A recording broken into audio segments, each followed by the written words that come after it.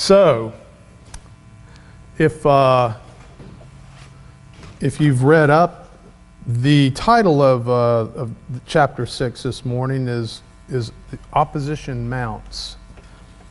And as we read into the scripture here, and this would be chapter 6 of Mark, verses 1 through 29, we get a sense of what Wright means by opposition mounts. Any, at first blush, what thoughts does anyone have on this text? And then after that, maybe we can read the text. Anyone have any thoughts? Sure covers a lot of ground. Yes. Covers a lot of ground. That's what it is. And quickly, huh? So who would like to read verses 1 through 29 for us? And I don't think there's any hard words in this one. Probably, you want all I read at once, okay? He went away from there and came to his hometown, and his disciples followed him. And on the Sabbath he began to teach in the synagogue. And many who heard him were astonished, saying, "How did this man get these things? What is the wisdom given to him?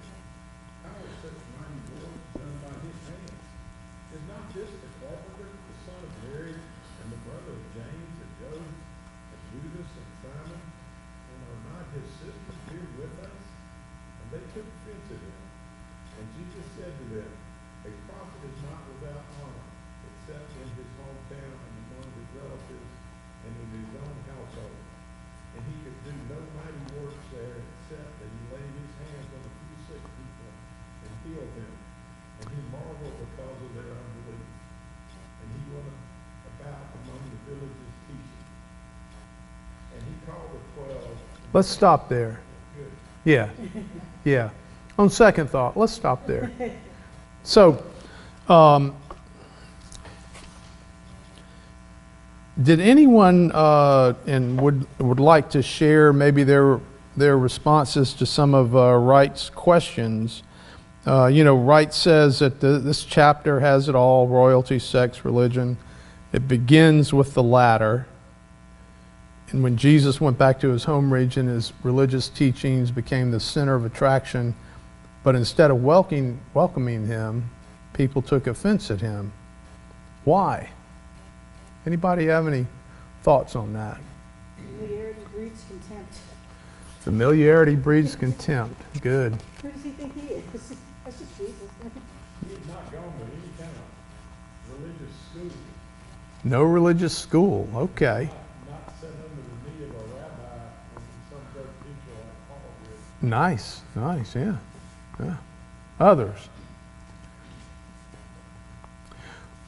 Well, as short as this text is right here, there's a lot to unpack. There's a lot to say about Jesus and about how we respond to Jesus, how we respond to other people, the labels we put on people. And some of the things that I wrote down here was that people love to typecast their neighbors and base their opinions on prior knowledge of a person or a family. How many times have you done that to others or had that done to you when you go back to your hometown or back to your family if you haven't seen your family?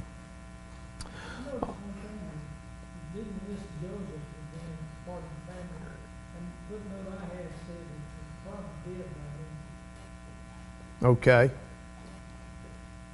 Good point. Well, also on the thing that the fact that they said son of Mary is derogatory.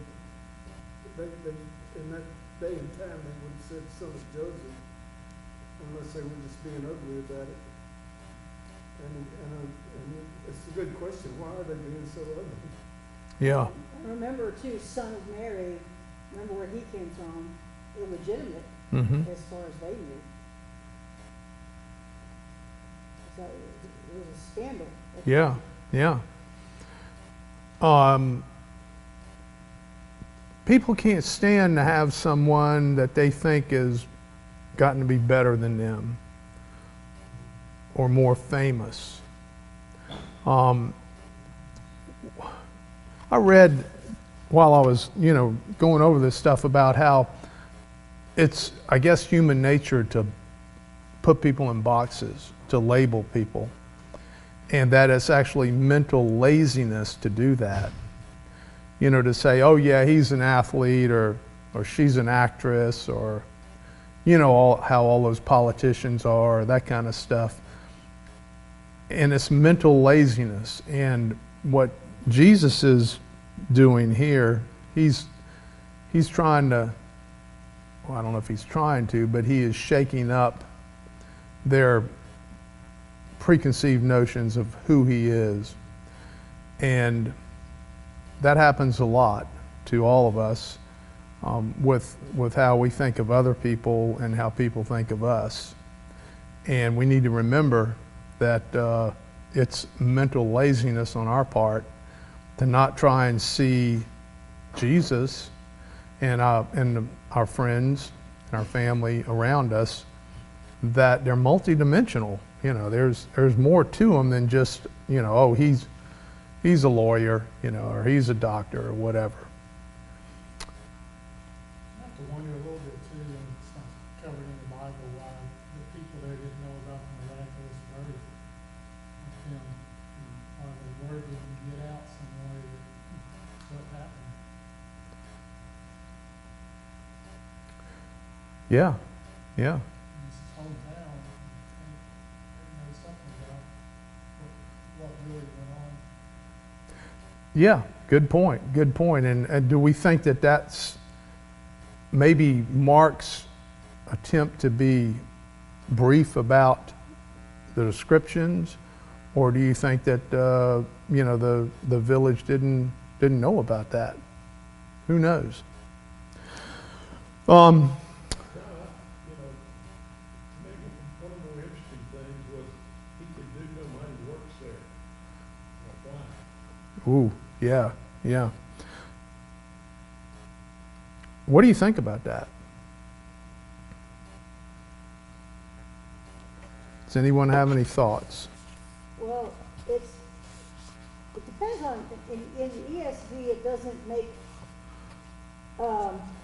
as clear connections. Some translations just go ahead, that I've read, just go ahead and say, he couldn't do any mighty works because of their lack of faith.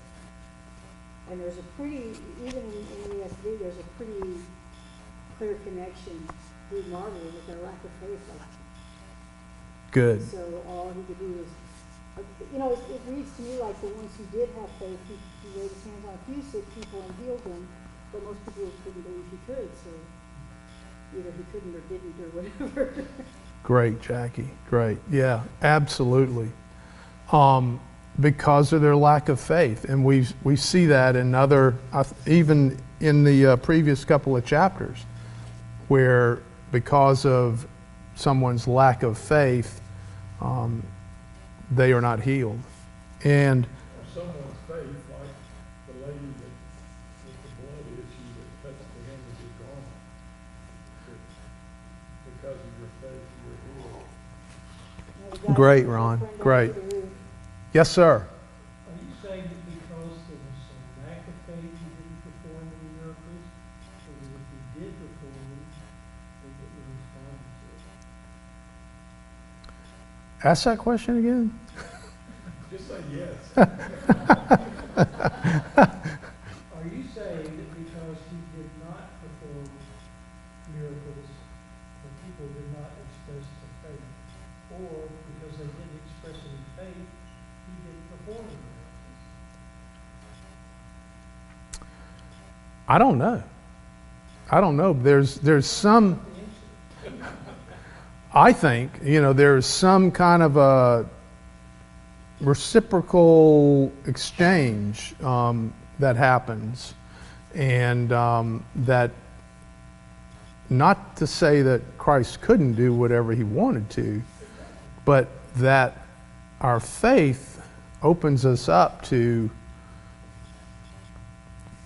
Christ's love and his healing. in some, strange way. It is interesting, and I wondered about it too. It says he could do. It says he could do no mighty work. Doesn't say he didn't, or Yeah. it says he couldn't. But then at the same time, I have to wonder about that, because does that mean that whether God does something or not depends on us? Because that makes us pretty powerful. Yeah, yeah. And so I'm with Wayne on that one. I don't, that's always been a confusing passage for me for that reason. And we're going to see in the next little vignette this same thing going on with the 12. But John, you had some thoughts. So You going to bail me out? I have a cross reference. You guys may have this too. My cross reference for verse 5 is Genesis chapter 19, verse 22. It's the story of Sodom and Gomorrah, and Lot is trying to get out of Sodom, and here's what God says. Behold, I grant you this favor also, that I will not overthrow the city of which you have spoken. Escape there quickly. Here's the key part. For I can do nothing till you arrive there. Mm. And so this is what I think is interesting about this is in Genesis 19, it's sort of God tying his own hands. Mm. I won't do anything. I can't do anything until you get there. And perhaps that's what's going on in Mark 6, as Jesus is saying, there's no faith here, and because of that, I can't and won't perform any mighty works here. Well, I just thought about this, but I mean, the reason why we were created was to be in fellowship with God. And if God just does everything, then we're automatons. He's seeking that relationship, that back and forth, for in every aspect of our lives. You think, John, that the hearts of these people were, of the Nazarenes were hardened and certainly went through generations, and they were just rejecting Jesus. They knew him as a young carpenter, and this can't be, you must be getting his information from, But it's amazing to me when you read the commentaries, is that what he said, they were amazed by it, because what he was truth that resonated, but yet they wouldn't accept it because of who said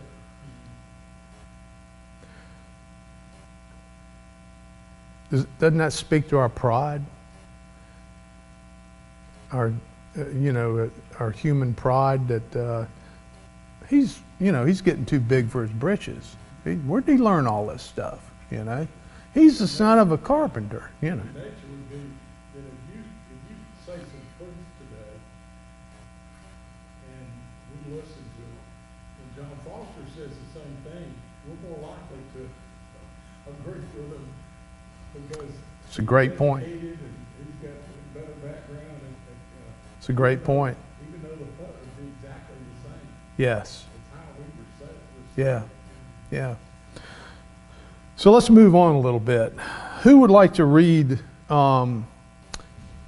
where Jesus sends out the 12? That's, let's see, verses 7 through 12 or 13. Someone? He called the 12 and began to send them out 2 by 2, and gave them authority over the unclean spirits. He charged them to take nothing for their journey except a staff, no bread, no bag, no money in their belts, but to wear sandals and not put on 2 tunics. And he said to them, whenever you enter a house, stay there until you depart from there. And if any place will not receive you, and they will not listen to you, when you leave, shake off the dust that is on your feet as a testimony against them. So they went out and proclaimed that people should repent. And they cast out many demons and anointed with oil many who were sick and healed them. So, that's some crazy instructions, wouldn't you say? I mean, if you're going to go on a journey, aren't you going to pack a lunch at least? Aren't you going to carry an extra set of underwear and maybe some money so you can buy something on the way there? Footnote said that was the reason for them to rely on God to supply their needs. Great point. Not carry anything for their own, but just rely on God, to have faith in God. Great point. So what are the three instructions that Jesus gives the 12? Anyone? 2 by 2. 2 by 2. Although that's not on my list here, but yeah, go ahead. How about the 4th one? Okay, 4, yeah. Anyone else? Take no money, just, and don't take a change of clothes.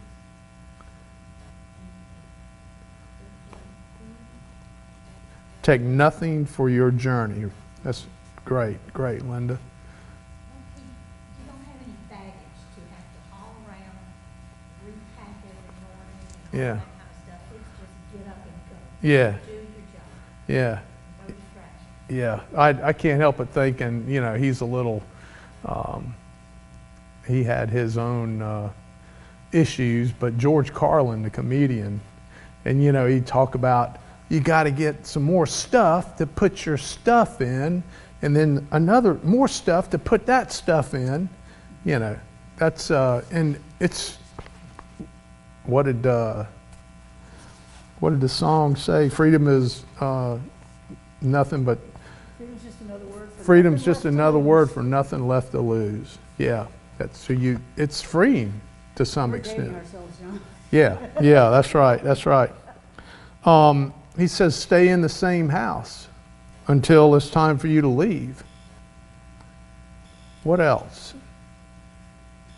If they don't listen to you, shake the dust off your feet and go somewhere else. Shake the dust off your feet and go somewhere else.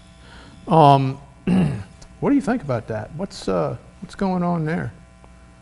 That's It's very symbolic of rejecting and acknowledging their lack of faith. Mm-hmm. You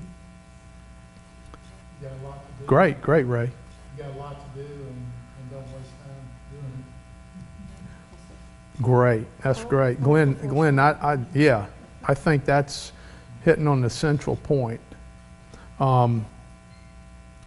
It means, and I think it means, don't be discouraged. Move on. There's an urgency, to Mark in general. Everything is boom, boom, boom, immediately, this and that. So this is right on cue with that. I mean, there's an urgency to moving on.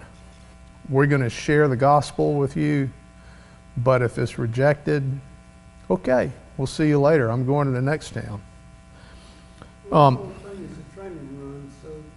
Say again? This whole thing that he's doing is a training run for the disciples, so he's giving them a general picture of what they need to be doing after he's gone. Arthur, that's great. Yeah, it's like a scrimmage, huh? Yeah, or it's because, they're going to be doing a lot of that. And Jesus won't be around to help them either, huh?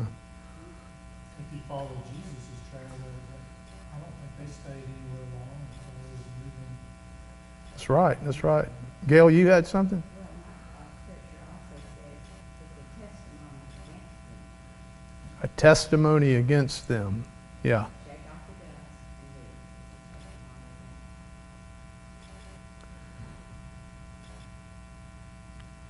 and leave. I read somewhere when I was, studying this is that one of the authors said, we're not responsible for the results, but we are responsible for our efforts. So we're charged to preach the good news. If someone rejects it, we're not responsible for that. We're just asked to get out there and do it. That's that parable of the sower again. Parable of the sower. Plant seeds. Plant seeds. What happens after that? You can't do Yeah. anything. Yeah. And you'll see where N.T. Wright on question number 4, I've got underlined here, there's no time to waste. The kingdom of God is at hand.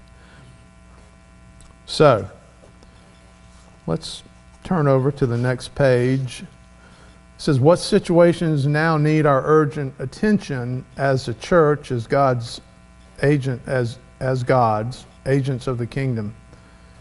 So, how did you guys, did anyone answer that question? Be interesting to hear. It seems like everything. You know, I mean, the gospel is less common in this country than it's ever been. I mean, we know from John's research, 63% of people within a 20-minute drive of here don't go to church. Mm. That definitely needs our attention. But then again, there's people all over the world that need our attention. And there's hungry people and people with addictions and desperate people and poor people. It just seems like there is so much, and we can only do so much. Great, Jackie. Loaves and fish, you just give what you get and give it to Jesus. Yeah. Take care of the rest. That's great. Others?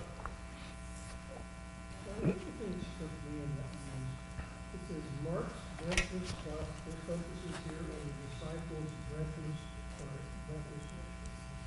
If people won't have it, there's no time to lose. Okay, so John's talking about 63% of people are unchurched.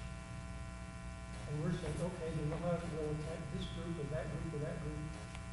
Shouldn't we be breaking that down into smaller groups and achieving that objective for the ones that we can do something about? 63% of the population is a lot of folks. Mm. So how do we break that down into a manageable project? Yeah. How do you move the elephant out of the road, or how do you eat an elephant, huh? Yeah. Break it down, chop it up in little pieces, So right? we talk about creating a better, more amplified vacation Bible school, or we talk about continuing Bible studies, maybe husband-wife's Bible studies instead of women and men's Bible studies, or children's Bible studies. There's got to be a better way to attack stuff than just say, okay, 63% of the people are unchurched. We don't have the resources to accommodate 63% of the unchurched. So what do we do? Exactly. So my question is, what do you do in this session? We got room for at least 10, 20 more families. There you go. There you go. We don't have the resources, but we've got people, and I think every person does their part, and we can do it. Yeah, I'd say so, and we don't have all the resources, but guess who does? God. Yeah. And God knows who He wants to have here. Just because people aren't here doesn't mean they're not hearing the gospel somewhere. It doesn't always have to be from here. Yeah. So Good. there are people who are meant to be here and people who are meant to be elsewhere and people who will never. Nice. Yeah. Nice, Jackie. Those shake the dust off people. Yeah. And to answer your barbed question there about what does the session do, well, the pretense to digging down further on what this church and the session can do is to understand, first of all, from the 10,000-foot view, where is the ministry? What is going on outside of these walls? And then how do we respond to it as a church? And I think that's why we looked at understanding what's going on in our community and getting some numbers. And John, I don't know, you might want to respond to that some more, but I think the large example here is the way to attack it, right? That you get 12, so not 2 by 2s, you get 6 groups, and the church, so to speak, as an institution, can't handle those 63%. But like Beverly said, the 2 by 2, you guys that go home from here every Sunday, you've got a chunk of that 63% in your neighborhood.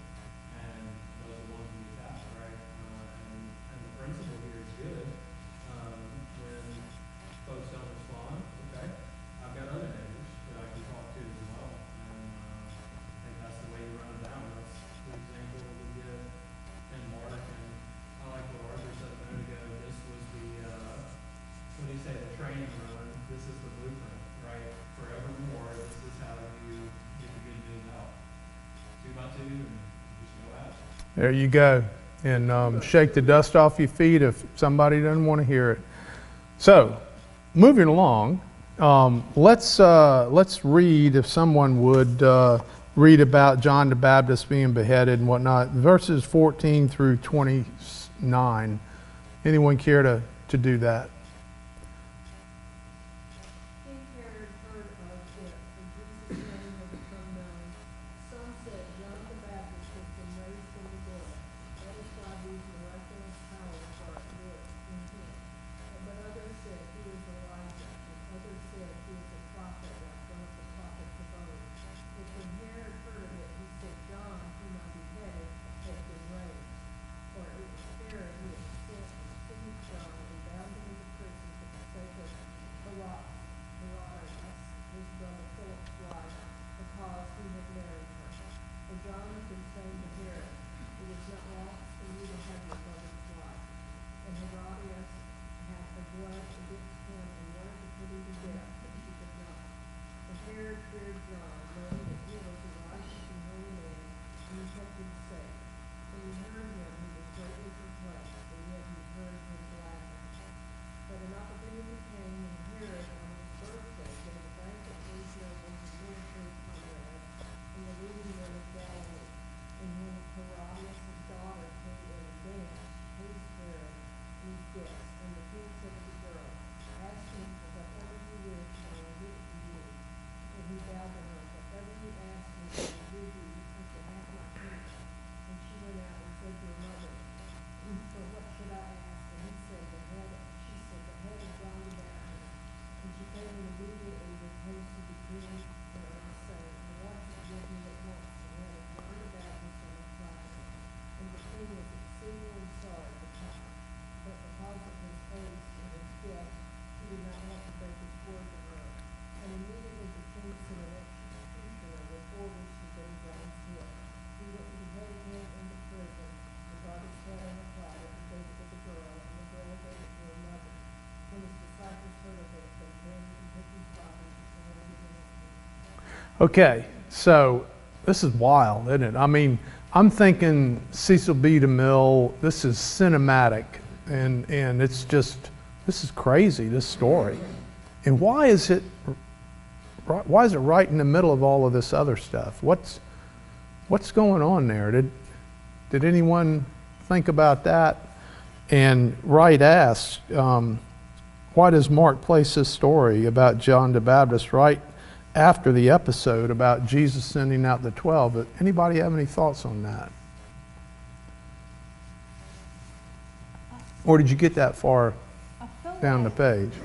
I feel like the disciples have gone out 2 by 2 to spread the gospel, and this is the environment, the leadership environment they're going into. It's not like they're going out there and everybody's just like, yay, the gospel.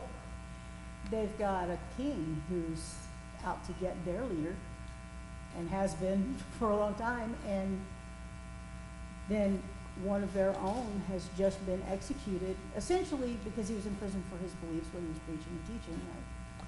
And so it's sort of like, you're not going to go out, when you're going out in that 2 by 2, not going out into an easy job. Yeah. Or a safe one. Yeah.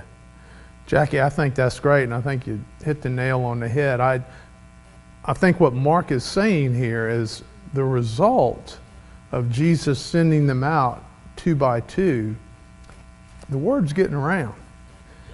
Yeah. Matthew expounds when he's sending them out.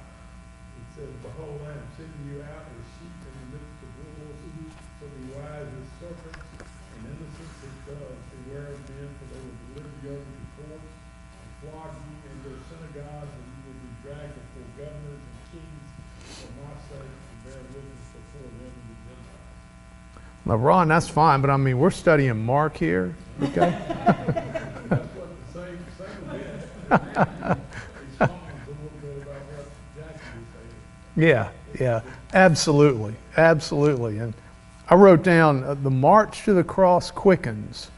In chapter 6, we learn that Jesus comes to the attention of Herod. And someone read from chapter 3, verse 6. What does it say there?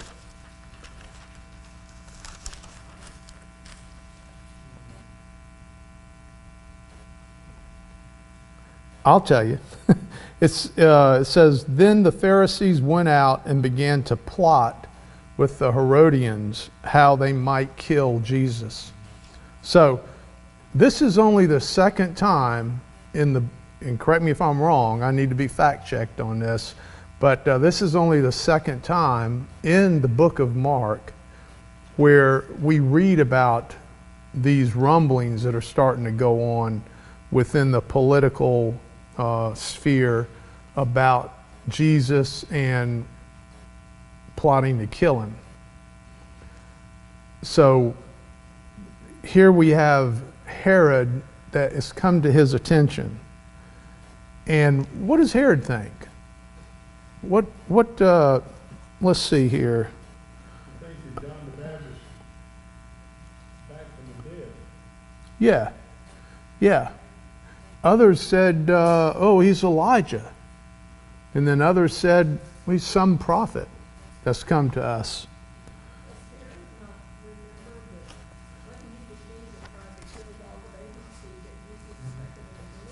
I believe so. Is that right, John? So we're going to read, I'm going to put a question mark by this because we're going to read about another beheading with another Herod in Acts 12 in the sermon today. Yep. And my commentary in Acts says that there are 5 Herods in the New Testament. So Joan, I'm going to say I don't know. There's a bunch of them and they like to behead Christians. I'm not sure which one this is. Which one? Wow, wow. But there's 5 of them. None So- of them particularly fond of Jesus and Christians. What's that, Joan? None of them. So, Yeah. the Bible talks about that, doesn't it? Even though he was opposed to Herod marrying his brother's widow. But that was common practice back then. To take your brother's widow. Well, was he a widow? I don't, he wasn't a widow. He wasn't a widow, I don't think. Yeah. They had divorced.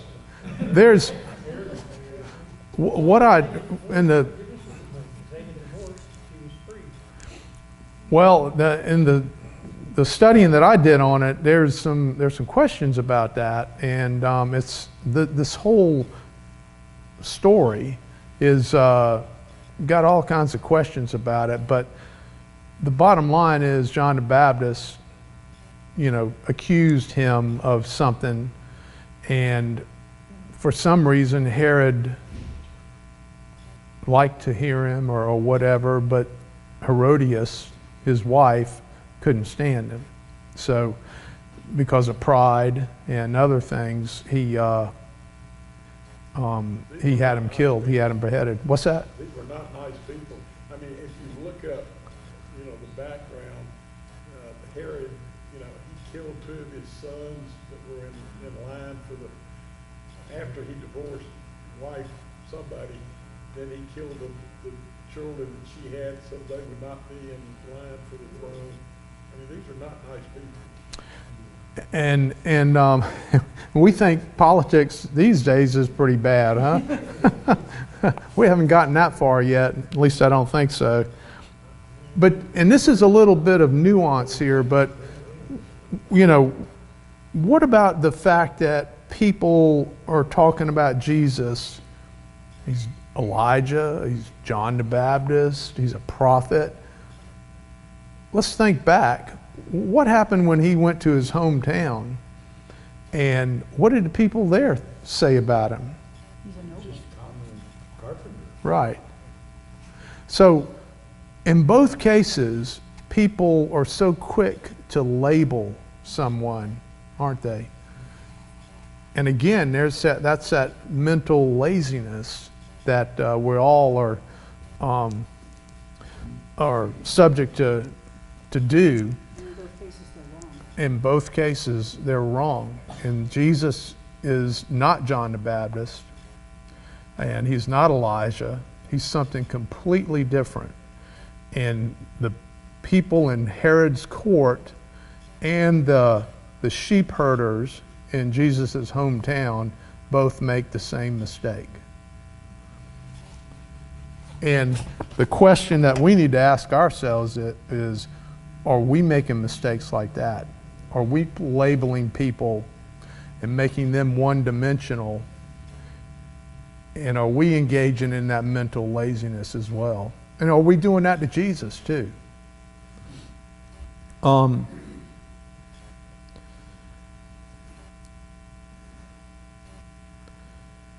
So as far as Herod's marriage to his brother's wife, I just wrote down, he asked, why did John make such a fuss over this? I wrote down it's because it was against Levitical law. That's what it says, is that John the Baptist said it was unlawful for him to do it, Yeah. or whatever the reason was. So when does a pressure to please people override our desire to obey God? Anybody respond to that? All the time. Others? Well, if somebody is an authority over us, has power over us, I have to do this to keep my job, or I have to do this to get that raise, or... Boy, isn't that the truth, huh? I wrote down, when our pride is on the line, that's when we are, that's when we feel the pressure to do that. And then I quoted this from something I read. No wonder many regard pride as a cardinal sin. That's something we all have to struggle with. And let's see, how much time, how are we doing? We got 2 minutes. Before we get a little bit further down the track here, I did want to go back to Malachi, where, Herod, they're asking about Herod, and is he Elijah? Some are asking, is he Elijah, or is he John the Baptist? Go to Malachi chapter 4, verse 5, and I'll read it here. It says, "See, I will send you the prophet Elijah before that great and dreadful day of the Lord comes." So that's where some people, perhaps even Herod or Herodias or some of his people in the court, thought, maybe he's Elijah. Who knows? What are the costs or potential costs for us as we play our part as agents of God's kingdom? So now we're zoning into us and not Herod. Anyone respond to that? Any thoughts? I'm not sure I'm directly responding to that, but going back to sending them out 2 by 2, we've already said that it was a difficult time for them to be going out to preach the gospel. And going out 2 by 2, going in twos can help you support each other and make it easier in some ways. And even today, if you're going to speak with someone who's in church that is not a Christian, you may feel a little uncomfortable or a little nervous about doing that, but taking someone with you can make it a whole lot easier. Yeah. Great point, Arthur. Yeah. And there's some accountability there too, huh? Yeah. So you don't go off the rails by yourself. Very good. Yeah. The Mormon church goes, you're out 2 by 2s all over. Yeah. Yeah. So, and we're going to wrap it up here. Any thoughts, questions? I've got all the answers, so just, fire away. And if I don't have it, this guy back here, we can look at him. Huh? Yeah, that's it. I just wondered what was wrong with Herod's daughter-in-law. Herod's what? Daughter-in-law. Like, Daughter-in-law? she couldn't just give her mom flowers? Hey, Mom, look what I got you. It's John Yeah. the Baptist's head. Yeah. No, I think, Painting of that too. There is, yeah. Pretty gruesome.